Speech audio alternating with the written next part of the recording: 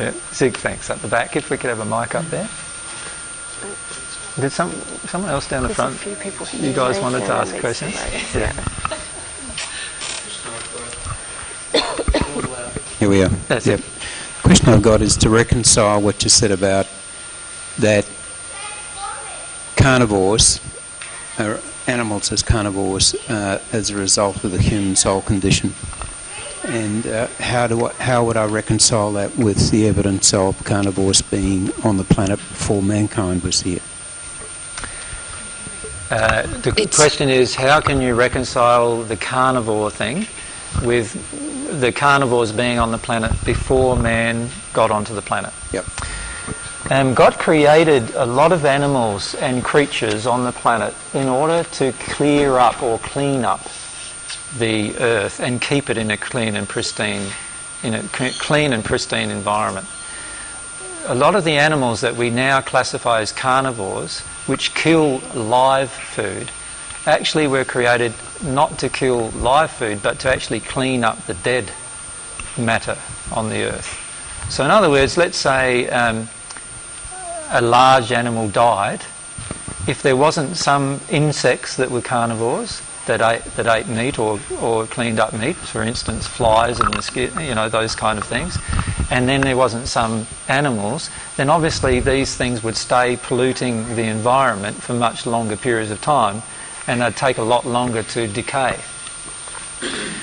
And God created a whole series of ecosystems that were surrounding the clean-up of the environment, of which what you call carnivore mammals and also other carnivore type of creatures are a part.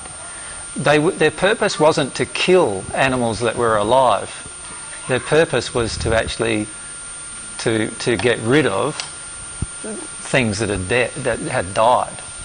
And animals are actually very sensitive to life. This is why animals, even now, in our current environment, know when an animal is sick and about to die, because they're very sensitive to this, you could call it the smell of death, if you like.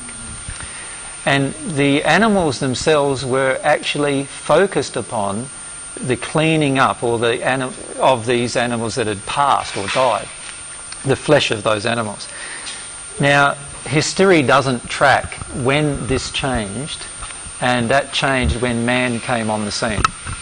When man came on the scene and started exercising his power over other men and also the power over creatures, what happened is creatures started to exercise the same kind of power over each other. In other words, they started destroying each other before they had died. And of course there is no historical evidence of this, because it's almost impossible to provide historical evidence except from the spirit world of people who were around at the time. And in time that evidence will be provided. So the reason why a lot of the animals do have, like the teeth structure, for example, where they're able to eat meat, and also the digestive systems where they're able to eat it and work and digest it, is because they were created for the purpose of cleaning up carrion. Does that make sense? See? Yep. They, of course, don't need to eat it. They can eat, like I gave the example of tigers and lions eating vegetation. They are perfectly happy eating vegetation, but they are also able to tidy up the environment by eating eating meat that's died as well. Yeah. And this is also why these animals in the wild concentrate, even now, on only generally killing the animals that are weak or lame or have the smell of death, if you like, on them. There was a question there.